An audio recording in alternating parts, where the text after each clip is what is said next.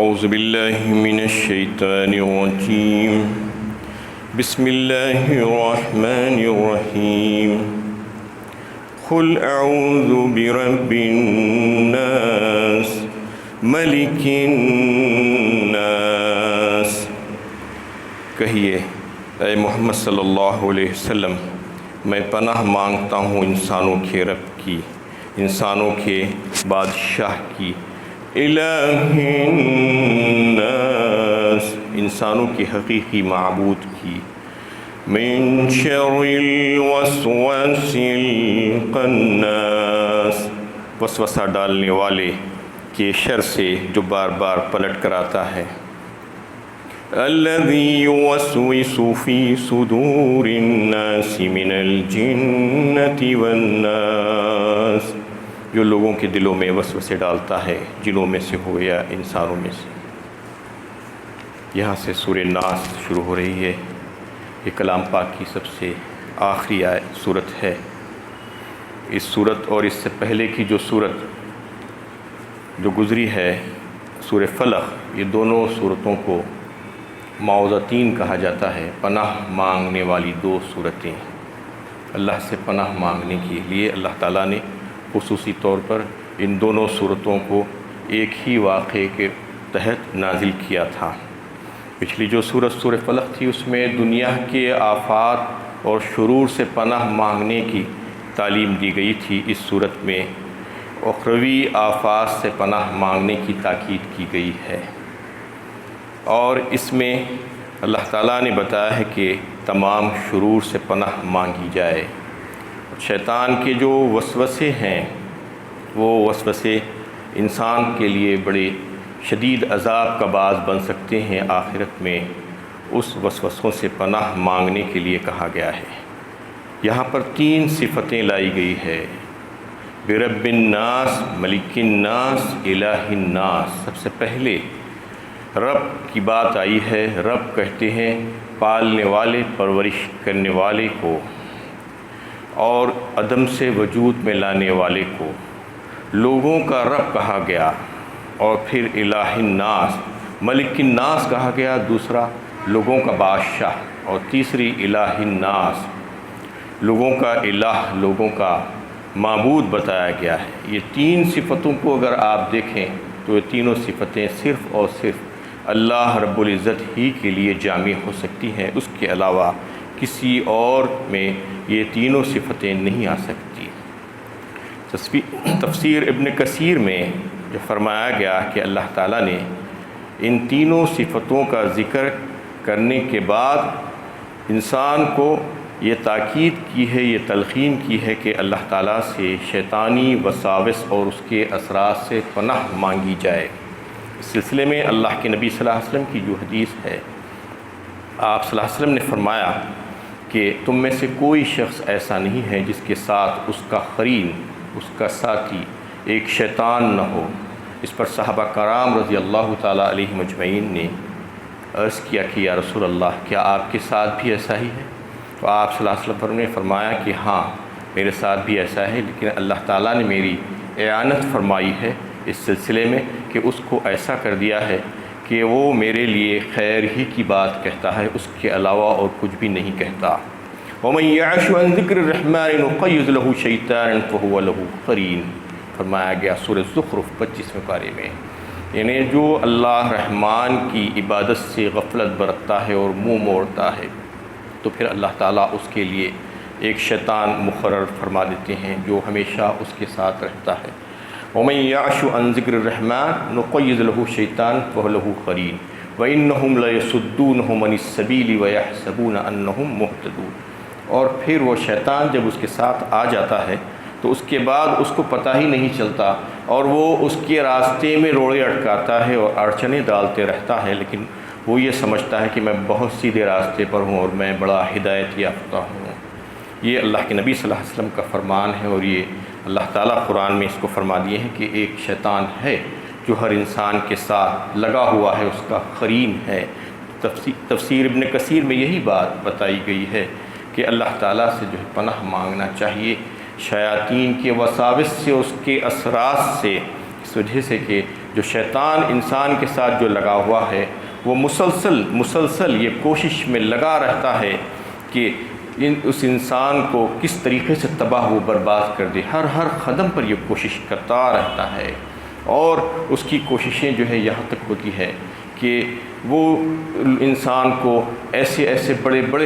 گناہوں میں مبتلا کرنے کی جو ہے اس کی رغبت ڈالتا ہے اس کے دل میں، اور اس کو جو ہے وہ گناہ کر جانے پر جو ہے آمادہ کر دیتا ہے۔ سب سے پہلے تو یہ کوشش کرتا ہے کہ کفر و شرک میں پڑ جائے، دہریت میں پڑ جائے بندہ، اور جو ہے اللہ اور اس کے رسول کا باغی ہو جائے، اس سے بغاوت کر جائے اور اللہ والوں سے عداوت کر جائے۔ یہ کوشش کرتا ہے، اور اگر یہ کوشش میں ناکام ہو جاتا ہے تو پھر اس کے بعد اور مزید کچھ یہ کہ بدعتوں کی طرف انسان کو اس کے راستوں پر چلانے کی کوشش کرتا ہے، بڑی خوشنما طریقے سے جو ہے اس کو بتاتا ہے کہ یہ بہت اچھے کام ہے، اس کو کر لو، یہ کہہ کر ان کو بدعتوں میں لا کر ملوث کر دینے کی کوشش کرتا ہے تاکہ اس کا ایمان خراب ہو جائے۔ اور اگر اس پر بھی بندہ نہیں مانتا ہے تو کم از کم کچھ معاشیت کے ایسے کاموں میں اس کو جو ہے لگا دینے کی کوشش کرتا ہے، اس کے دل میں یہ رغبت ڈال دیتا ہے کہ یہ کام سے کچھ نہیں ہوتا، کر لو، یہ بہت اچھے کام ہیں۔ اگر وہ بھی نہیں مانتا ہے تو کم از کم یہ تو کر لو کہ چھوٹے گناہ جو ہیں، صغیرہ گناہ، وہ کروانے کی کوشش کرتا رہتا ہے، اس پر آمدہ کرتا رہتا ہے، کیونکہ چھوٹے گناہ بار بار کرتے رہنے سے وہی گناہ کبیرہ بن جاتی ہیں، اور انسان کے اوپر ایک بوجھ آ جاتا ہے وہ گناہ صغیرہ کا، آخر میں وہ گناہ صغیرہ گناہ کبیرہ میں بدل سکتے ہیں۔ تو اس طریقے سے وہ کوششیں مسلسل کرتا ہے، اور اگر اس میں بھی ناکام ہوتا ہے تو کم از کم یہ کوشش کرتا ہے کہ بندہ صرف اس کا دین حق صرف اس ہی کی حد تک محدود ہو کر رہ جائے، اس سے آگے نہ بڑھے، دین حق غالب نہ ہونے پائے، دین حق کو جو ہے عوام الناس کے سامنے پیش نہ کیا جائے، یہ کوشش کرتا ہے، کیونکہ اس کو بڑی تکلیف ہوتی ہے کہ لوگوں کے سامنے دین حق آ جائے، لوگ اس بات کو سمجھ لیں اور اس کو قبول کر لیں، تو پھر اس کی چلنے والی نہیں ہے، یہ کوشش کرتا ہے۔ لیکن اس کے باوجود بھی اگر کوئی بندہ اس کے اس داؤ سے بھی آگے نکل جاتا ہے اور اللہ کے دین کو پھیلانے کا کام کرنا شروع کر دیتا ہے، تو پھر اس کو طیش آ جاتا ہے، اور طیش میں آ کر وہ اور اس کی ساری پارٹی متحرک ہو جاتی ہے، اور ایسی دشمنی پر تلتی ہے کہ ساری انسانیت سارے لوگوں کو جا کر اس کے خلاف اکساتے ہیں، بہکاتے ہیں، اور لوگوں کے دلوں میں اس کے تعلق سے کچھ ایسی باتیں ڈالتے ہیں کہ لوگ اس سے لڑنے جھگڑنے لگ جاتے ہیں، الزامات لگاتے ہیں، اور اس کے تعلق سے جو ہے ایسی ویسی باتیں کرتے ہیں۔ تو یہ باتیں جب اس کے کانوں میں پڑتی ہے تو اس وقت پھر شیطان جو ہے وسوسہ ڈالتا ہے اس مرد مومن کے پاس کہ دیکھو تم کو کیسا رسوا کیا جا رہا ہے، تم کو کیسا بدنام کیا جا رہا ہے، تم سے کیسا لڑا جھگڑا جا رہا ہے، اٹھو جاؤ بھیڑ جاؤ ان لوگوں سے جو تمہارے مخالفین ہیں، جو تمہارے سے دشمنی کر رہے ہیں، لڑو ان سے، کیوں خاموش بیٹھے ہوئے، اس کا جواب دو، اگر تم جواب نہیں دیتے تو یہ بزدلانہ حرکت ہوگی، یہ کہہ کر اس کو پھر سے اکسانے کی کوشش کرتا ہے، پھر سے آگے بڑھانے کی کوشش کرتا ہے، اور یہ سمجھتا ہے کہ یہ آخری حربہ ہے اس کا، کیونکہ اگر یہ حربے میں کامیاب ہو جائے تو دین حق کی جو راہ ہے وہ راہ کو جو ہے خراب کر دے گا، اور وہ داعی حق جو کام کر رہا ہے آگے بڑھ کر اس کے جو ہے راہوں میں کانٹے بچھا کر اس سے الجھا دینا چاہتا ہے اس لڑائی جھگڑوں میں اور ان ڈنڈوں میں لا کر لوگوں کے ساتھ۔ اور اگر انسان اللہ کا بندہ اس سے بھی آگے نکل جاتا ہے تو بہت مایوس اور بے بس ہو جاتا ہے، کچھ نہیں کر سکتا۔ یہ کیفیت کب ہو سکتی ہے؟ اللہ تعالیٰ بتا رہے ہیں سورہ حامیم السجدہ 24ویں پارے میں، وَإِمَّا يَنزَغَنَّكَ مِنَ الشَّيْطَانِ نَزْغٌ فَاسْتَعِذْ بِاللَّهِ إِنَّهُ هُوَ السَّمِيعُ الْعَلِيمُ۔ اللہ تعالیٰ خود فرما رہے ہیں کہ یہ کام جو ہے جو شیطان کرتا ہے، جو دلوں میں باتوں کو ڈالنے کا اور وسوسے ڈال کر برے خیالات لا کر انسان کو غلط اور گناہ کے کاموں پر آمدہ کر دینے کا، تو وہ اگر ایسا کوئی خیال تمہارے دل میں آئے، شیطان تم کو اکسائے، تو تم جو ہے اللہ کی پناہ مانگ لیا کرو، ربی اعوذ بک من حمزات الشیاطین واعوذ بک ربی ان یحضرون۔ سورہ مومنون 18ویں پارے میں اللہ تعالیٰ نے ایک بہترین ترکیب بتائی ہے استعاذہ کرنے کی، اللہ تعالیٰ سے پناہ مانگنے کی، وہ یہ کہ تم کہہ دو کہ اے میرے پروردگار، میں آپ سے پناہ چاہتا ہوں اس شیطان کے وسوسوں سے، جو ہے یہ پناہ مانگ لینا چاہیے اللہ تعالیٰ سے کہ تاکہ وہ میرے پاس نہ آئیں، وہ شیاطین میرے پاس حاضر ہونے سے میں آپ کی پناہ مانگتا ہوں، آپ مجھے پناہ دے دیجئے۔ یہ جو ہے اللہ تعالیٰ نے اس کو بات سکھائی ہے، وَمَا يُلَقَّاهَا إِلَّا الَّذِينَ صَبَرُوا۔ وما یلقاہا الا ذو حظ عظیم فرمایا گیا سورہ حامیم السجدہ ہی میں 24ویں پارے میں کہ جو انسان جو صبر کر لیتا ہے ایسے کاموں پر اور ایسے لوگوں کی باتوں پر اور لوگوں کی لڑائی جھگڑوں پر اور شیطان کے وسوسوں پر صبر کر کے آگے بڑھ جاتا ہے تو بڑا ہی بہترین آدمی ہے۔ وما یلقاہا الا الذین صبروا وما یلقاہا الا ذو حظ عظیم، بڑے نصیبوں والا ہے اللہ تعالیٰ فرما رہی ہے۔ یہ کوئی معمولی بات نہیں ہے، کہنا بہت آسان ہے لیکن کرنا بہت مشکل ہے، عمل کرنا کوئی آسان کام نہیں ہے۔ شیطان کے تمام وسوسوں کو پیچھے ڈال کر اللہ تعالیٰ کی عبادت کرنا خالصتاً اور پھر اور مزید آگے بڑھتے جانا یہ کوئی معمولی کام نہیں ہے۔ لوگوں کی جو تکالیف کو سہ لینا، ایذاؤں کو سہ لینا اور ان کے جو الزامات ہیں اس کو برداشت کر لینا یہ کوئی معمولی بات نہیں ہے۔ الا ذو حظ عظیم فرمایا، بہت ہی عظیم کام ہے، بڑے نصیبوں والوں کا کام ہے، اس کے علاوہ اور کچھ نہیں ہو سکتا۔ اس میں اللہ تعالیٰ نے یہ بات واضح فرما دی کہ انسان کا جو دشمن ہے وہ ایک نہیں دو دشمن ہے۔ وَكَذَلِكَ جَعَلْنَا لِكُلِّ نَبِيٍّ عَدُوًّا شَيَاطِينَ الْجِنِّ وَالْإِنسِ زُخْرُفَ الْقَوْلِ غُرُورًا فرمایا۔ یہ سورہ انعام 8ویں پارے میں اللہ تعالیٰ نے اس کو واضح فرمایا کہ انسان کی دشمن شیاطین انس و جنس میں سے ہے، یعنی انسان بھی ہے شیاطین میں سے اور جن بھی ہے شیاطین میں سے۔ انسانوں میں سے بھی اس کی دشمنی کرتے ہیں۔ ہم نے ہر انسان کو اور ہر جن کو جو شیطان ہے اس کو نبیوں کا دشمن بنا دیا۔ وَكَذَلِكَ جَعَلْنَا لِكُلِّ نَبِيٍّ عَدُوًّا شَيَاطِينَ الْجِنِّ وَالْإِنسِ زُخْرُفَ الْقَوْلِ غُرُورًا فرما دیا گیا کہ وہ ایسی باتیں، کچھ آئندہ باتیں اس کو پیش کر کے القا کر دیتے ہیں، اس کو یعنی دھوکہ اور فریب کے طور پر لوگوں کے دلوں میں ڈال دیتے ہیں۔ یہ اللہ تعالیٰ خود فرماتے ہیں۔ تو انسان کے جو دشمن ہے وہ ایک تو انسان ہے خود، انسانی شیطان شیطان انسانوں میں بھی ہے جنوں میں بھی ہے۔ تو انسانی جو شیطان ہے جو شیطانی کام کرے گا تو چاہے انسان میں سے ہو چاہے وہ جن میں سے ہو، وہ دشمن ہی ہے انسان کا۔ تو اس سے تو مقابلہ کیا جا سکتا ہے، اس سے لڑا بھیڑا جا سکتا ہے، اس کو سمجھایا جا سکتا ہے۔ اور اس میں یہ اللہ تعالیٰ نے یہ واضح کیا کہ اس کو حسن و سلوک کے ذریعے سے زیر کیا جا سکتا ہے، اچھی بات چیت کے ذریعے سے، عفو درگزر کے ذریعے سے، اور اس کی برائی کو بھلائی سے دفع کیا جا سکتا ہے۔ وَلَا تَسْتَوِي الْحَسَنَةُ وَلَا السَّيِّئَةُ ادْفَعْ بِالَّتِي هِيَ أَحْسَنُ السَّيِّئَةَ فرمایا ایک مقام پر سورہ مومنون کی میں، یعنی برائی کو بھلائی سے تم دفع کر دو، یہ بہت اچھی اور بہترین عادت ہے۔ اور پھر آخر میں وہ انسان شیطان ہوتا ہے، انسانی شیطان، اس سے مقابلہ بھی کیا جا سکتا ہے، اس سے جنگ و جدال بھی کی جا سکتی ہے۔ اور اگر جنگ و جدال میں انسان اس سے ہار بھی جائے وہ شیطان سے تو بھی اس کے لیے شہادت کا مقام و مرتبہ ہے، بڑے فضائل اس کے لیے اجر و ثواب ہے۔ اس کے بالمقابل جو جن میں سے ہے جو شیطان، جو جنات میں سے جو شیطان ہوتے ہیں ان سے مقابلہ نہیں کیا جا سکتا۔ انہ یراکم ہوا وقبیلہ من حیث لا ترونہم فرمایا سورہ اعراف 8ویں پارے میں اللہ تعالیٰ نے۔ وہ ایسے ہیں کہ وہ اور ان کی قبیل تمہیں دیکھتی ہے لیکن تم انہیں نہیں دیکھ سکتے، تم ان کا مقابلہ نہیں کر سکتے، تم ان سے جنگ نہیں کر سکتے۔ تم اگر ان کے ساتھ عفو درگزر کا معاملہ کرو، ان کو معافی کر دو اور ان کے ساتھ اچھا حسن و سلوک کرو، بھی تو وہ شریر ہیں، وہ تم کو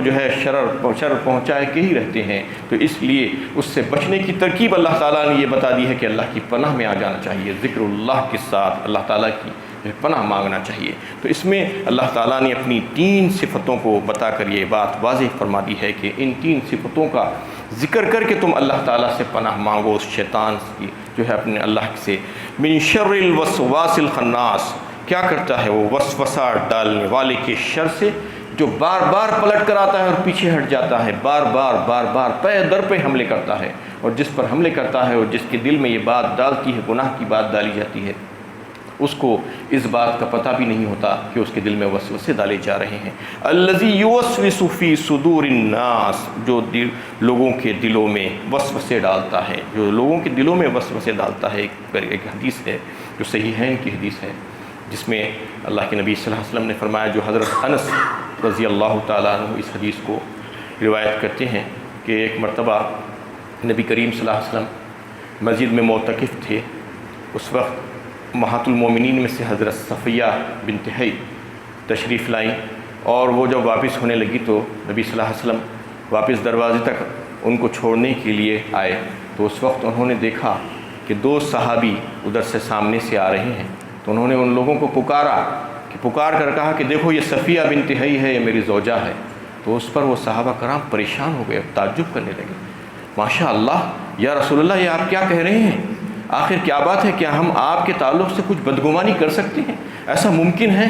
تو اللہ کے نبی صلی اللہ علیہ وسلم نے فرمایا کہ ہاں ایسا ممکن ہے، مجھے شک ہے کہ شیطان جو انسان کی رگ و پے میں صلاحیت کر جاتا ہے، اس کے خون میں دوڑتا ہے، وہ شک و شبہ ڈالتا ہے، بدگمانیاں پیدا کرتا ہے لوگوں کے تعلق سے۔ میرے تعلق سے بھی بدگمانی پیدا کر سکتا تھا، غلط فہمیاں پیدا کرتا ہے وہ، تو چاہیے کہ انسان کو کہ اس غلط فہمی کو دور کر دے۔ یعنی انسان کے لیے یہ چاہیے کہ جیسا کہ گناہوں سے بچنا اس کے لیے ضروری ہے، ویسے ہی گناہوں کے تعلق سے اگر کسی کو کوئی بدگمانی ہونے کا جو ہے خدشہ ہو تو اس کے تعلق سے بھی انسان کو جو ہے پہلے سے فکر کر لینی چاہیے کہ کہیں کسی کو میرے تعلق سے کچھ بدگمانی تو نہیں ہوگی، اس سے کوئی غلط فہمی تو پیدا نہیں ہوگی۔ یہ اگر غلط فہمی پیدا ہونے کے جو حالات ہیں وہ حالات کو پہلے سے دور کر دے،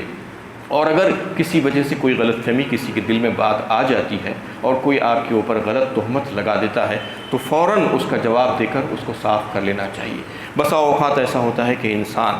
اچھا ہوتا ہے، حق پر ہوتا ہے، شریف ہوتا ہے، تو یہ سمجھنے لگتا ہے کہ میں کیوں سوچوں یہ بات، آخر میں نے کیا کیا ہے، کیا غلط کیا ہے، میں کیوں لوگوں کی بدگمانیوں کو دور کرتا پھروں، کیوں لوگوں کے سامنے اپنے آپ کو جو ہے جسٹیفائی کروں، یہ سوچ کر وہ رک جاتا ہے۔ نہیں، ایسا نہیں کرنا ہے۔ اللہ کے نبی صلی اللہ علیہ وسلم نے اس میں واضح فرمایا، یہ تعلیم دی ہے امت کو کہ اگر ایسا کوئی موقع آ جائے تو تم فوراً اس کی جو ہے وضاحت کر دو، اور ایسا موقع آنے ہی مت دو کہ لوگ تمہارے تعلق سے کچھ بدگمانی کریں۔ تو یہ شک و شبہ والی جو بات ہے وہ شیطان ڈالتا ہے دل میں، وسوسے ڈال کر لوگوں میں غلط فہمیاں پیدا کر کے لوگوں سے جو ہے کسی کو بدظن کرنے کی کوشش کرتا ہے، ان کے تعلق سے برے برے خیالات لوگوں کے دلوں میں ڈال دیتا ہے۔ اس کی صفائی کرنا بھی جو ہے بہت ضروری ہے۔ من الجنتی والناس فرمایا، اور جنوں میں سے ہو یا انسانوں میں سے۔ یہ جو ہے جو انسان کے جو دشمن ہے وہ جنوں میں سے بھی ہے، انسانوں میں سے بھی ہے، جیسا کہ ابھی میں نے آپ کے سامنے آیت سورہ انعام کی رکھی تھی۔ اس کے علاوہ جو ہے اور ایک انسان کا بہت بڑا دشمن ہے، وہ ہے اس کا نفس۔ انسان کا نفس جو ہے انسان کو بہت سے برے برے کاموں پر اکساتا ہے اور اس کو اس پر آمادہ کرتا ہے۔ اس کے غلط نظریات، اس کے غلط عقائد، اس کی غلط فکر اس کی عقل کو خراب کر دیتی ہے، اور اس کی غلط خواہشات، ناجائز جو ہے اس کے مقاصد کو پورا کرنے کی جو کوشش انسان کرتا ہے، اس کا جو ہے انہیں خمیازہ اس کو یہ بھگتنا پڑتا ہے کہ وہ انسان کو تباہ و برباد کر کے رکھ دیتی ہے، اس کی آخرت تباہ ہو جاتی ہے۔ افرأیت من اتخذ الہہ ہواہ واضلہ اللہ علی علم وختم علی سمعہ وقلبہ وجعل علی بصرہ غشاوہ۔ سورہ جاثیہ 25ویں پارے میں اللہ تعالیٰ نے فرمایا، کیا تم نے نہیں دیکھا اس شخص کو جو اپنے خواہش نفس کو اپنا معبود بنا لیا ہے؟ ایسا بہت ہوتا ہے، عام طور پر لوگ خواہش نفس کے پیچھے پڑ کر اس کو ایسا کر دیتے ہیں جیسا کہ وہ ان کا معبود ہے۔ وہ جو بھی کہتی ہے نفس، وہ نفس کو جو ہے پورا کرنے کی کوشش کرتے ہیں، اس کے خواہشات کو، تو وہ معبود ہی ہو جاتا ہے، کیونکہ معبود کی بات ایسی ہے جس کے جو ہے بندے کو ماننا چاہیے، ویسے ہی نفس کی بات کو بندہ مانتا ہے بسا اوقات۔ تو اس میں اللہ تعالیٰ نے یہ بات واضح فرمائی کہ یہ نفس جو ہے بہت برا ہے، بہت شریر ہوتا ہے عام طور پہ، تو اس کو وہ جو ہے انسان کو خراب کرنے کی کوشش کرتا ہے۔ اس لیے اللہ کے نبی صلی اللہ علیہ وسلم نے فرمایا، اور قرآن میں بھی اس کا تذکرہ سورہ قاف میں آیا، وَنَعْلَمُ مَا تُوَسْوِسُ بِهِ نَفْسُهُ فرمایا سورہ قاف میں اللہ تعالیٰ نے، ہم جانتے ہیں تمہارے نفس کی جو وسوسے ہیں، جو خیالات ہیں، اس کے بارے میں۔ وَنَعُوذُ بِاللَّهِ مِن شُرُورِ أَنفُسِنَا فرمایا، اور اللہ تعالیٰ نے، اللہ کے نبی صلی اللہ علیہ وسلم نے اپنے ایک مشہور خطبے میں، مسنونہ خطبہ جو عام طور پر نکاحوں کے موقع پر اور جمعہ اور عیدین کے موقع پر بھی یہ خطبہ دیا جاتا ہے، اس کا ایک حصہ ہے یہ کہ اللہ کے نبی صلی اللہ علیہ وسلم نے فرمایا کہ میں پناہ مانگتا ہوں اے اللہ ہمارے نفس کی شرارتوں سے۔ تو نفس کی شرارتیں بہت بڑی ہیں، باہر کے جو وسوسے ہیں شیطان کے، جن اور انس کے، اس سے کم ہے۔ نفس جو ہے انسان کا بہت مغرور ہے، اور نفس انسان کو تباہ کر کے رکھ دیتا ہے۔ تو اس میں اللہ تعالیٰ نے اس کو واضح فرما دیا، یہ تمام جو شیاطین ہیں، یہ تمام جو انسان کے جو دشمن ہیں، اس سے بچنے کا طریقہ ایک ہی ہے، اللہ تعالیٰ نے جو اس صورت میں بتا دیا ہے، وہ یہ کہ اللہ تعالیٰ کی پناہ مانگ لیا کرنا، اور اپنے آپ کو اس قابل بنانا کہ اللہ تعالیٰ کی پناہ مل جائے، کیونکہ جیسا کہ اس سے پہلے سورہ فلق میں بھی یہ بات آ رہی تھی کہ کوئی اگر اپنے آپ کو اس قابل بناتا ہے کہ اس کو اللہ کی پناہ مل جائے تو پناہ ملے گی، ورنہ اگر قابل نہیں بناتا ہے، صرف زبانی جو ہے دعوے کرتا ہے، تو یہ کام چلنے والا نہیں ہے۔ اور قابل بنانے کا مطلب یہ ہے کہ اللہ تعالیٰ کی فرمانبرداری اور اطاعت گزاری میں لگ جائے، اور پھر اللہ سے پناہ مانگے، شیطانی وسوسوں سے جو اس کی آخرت کو تباہ کر دیتے ہیں اور برباد کر دیتے ہیں۔ تو اس سلسلے میں جو ہے اللہ تعالیٰ نے بہت سی جو ہے احکامات دیے ہیں قرآن میں، جیسا کہ قرآن کی شروع کرتے وقت بھی آپ کو جو ہے اللہ تعالیٰ نے فرمایا ہے وَإِذَا قَرَأْتُ الْقُرْآنَ فَاسْتَعِذْ بِاللَّهِ مِنَ الشَّيْطَانِ الرَّجِيمِ، فرمایا ایک مقام پر سورہ نحل 14 پارے میں، جب تم قرآن پڑھنا شروع کرو تو تعاوذ پڑھ لیا کرو، اللہ تعالیٰ سے پناہ مانگ لیا کرو شیطان مردود سے، کیونکہ وہاں پر بھی آ کر وہ گمراہ کرنے کی کوشش کرتا ہے، دل میں وسوسے ڈالتا ہے۔ اِنَّهُ لَيْسَ لَهُ سُلْطَانٌ عَلَى الَّذِينَ آمَنُوا وَعَلَى رَبِّهِمْ يَتَوَكَّلُونَ، فرمایا سورہ نحل 14 پارے میں، یعنی اس کا زور اس پر نہیں چلتا جو ایمان والے بندے ہیں اللہ تعالیٰ کی اور اللہ تعالیٰ پر جو بھروسہ کرتے ہیں، ایسے لوگوں پر اس کا زور نہیں چلتا، سب پر زور نہیں چلتا۔ لوگ یہ نہ سمجھیں کہ شیطان کا زور سب پر چل جاتا ہے، سب اس کی نرغے میں آ جاتے ہیں، نہیں، جو اللہ تعالیٰ پر واقعی میں یعنی ایمان رکھتے ہیں اور پھر توکل کرتے ہیں، بھروسہ کرتے ہیں، پھر ان کے اوپر اس کا زور نہیں چلتا۔ انما سلطانہ علی الذین یتولونہ والذین هم بہ مشرکون، اس کا زور تو انہی پر چلتا ہے جو اس کو اپنا رفیق اور کارساز بناتے ہیں اور جو اللہ تعالیٰ کا شریک قرار دیتے ہیں، تو پھر وہ زور جو ہے ڈال کر ان کو گمراہ کرنے کی کوشش کرتا رہتا ہے۔ تو یہ صورت جو ہے بالکل آخری صورت تھی، اس میں اللہ تعالیٰ نے جو بات کی ہے وہ اسی بات پر اس کو ختم کیا ہے کہ شیطان کے وسوسے بہت برے ہیں اور انسان کی آخرت اس سے تباہ ہو جاتی ہے۔ جو وسوسوں میں پڑ جاتا ہے تو پھر وہ گناہوں کا سبب اسی سے ہوتا ہے، تو اس سے انسان کو بچنا چاہیے، استعاذہ جو ہے مانگنا چاہیے اللہ تعالیٰ سے۔ اور یہ آخری صورت میں بھی یہ بات بتائی اور شروع صورت میں بھی جب جو ہے قرآن کریم جو ہے اللہ کا کلام جب شروع کیا گیا تو اس میں بھی اعوذ باللہ من الشیطان الرجیم کے ساتھ بات شروع ہوئی تھی کہ اللہ سے پناہ مانگتے ہوئے شیطان کے وسوسوں سے، اور پھر اللہ تعالیٰ کی حمد و ثنا اس میں بیان کی گئی۔ اس کے بعد اللہ تعالیٰ سے مدد اور استعانت چاہی گئی اور پھر صراط مستقیم مانگا گیا، اہدنا الصراط المستقیم، جو بندہ ہمیشہ ہر نماز میں پڑھتا جاتا ہے، اہدنا الصراط المستقیم کہہ کر صراط مستقیم مانگتا ہے۔ جب بندے نے صراط مستقیم مانگا تو اللہ تعالیٰ نے اسے پورا کلام پاک دے دیا اور کہہ دیا کہ یہی صراط مستقیم ہے اور اس پر چلو، لہذا صراط مستقیما فاتبعوہ ولا تتبعوا السبل فتفرق بکم عن سبیلہ، سورہ انعام میں اللہ تعالیٰ نے فرمایا یہی ہے صراط مستقیم، اس کو جو ہے تم فالو کرو اور اس کی ہدایت پر عمل کرنے کی کوشش کرو۔ لقد انزلنا الیکم کتابا فیہ ذکرکم افلا تعقلون، اور پھر ایک مقام پر اللہ تعالیٰ نے فرما دیا کہ یہ کتاب کو ہم نے جو نازل کیا ہے یہ صرف تمہارے ہی لیے تو نازل کیا ہے، اس میں تمہاری ہی چرچا ہے، تمہارے ہی تعلق سے جو ہے اس میں باتیں ہیں، تم اس کو پڑھتے کیوں نہیں، سمجھتے کیوں نہیں، تم اس کو پڑھو اور سمجھو، کیا تم کو عقل نہیں ہے؟ اللہ تعالیٰ فرما رہے ہیں۔ تو اس میں وہ تمام باتیں ہیں جو انسان صراط مستقیم جو ہے مانگ رہا تھا، وہ تمام اللہ تعالیٰ نے اس کو عطا فرما دی۔ اب انسان کا کام ہے کہ اس کتاب کو اللہ تعالیٰ نے جو اس کے لیے بھیجی تھی یہ راہ ہدایت ہے اس کے لیے، اور واحد ہدایت کا سرچشمہ ہے، اس کو پڑھے اور سمجھے اور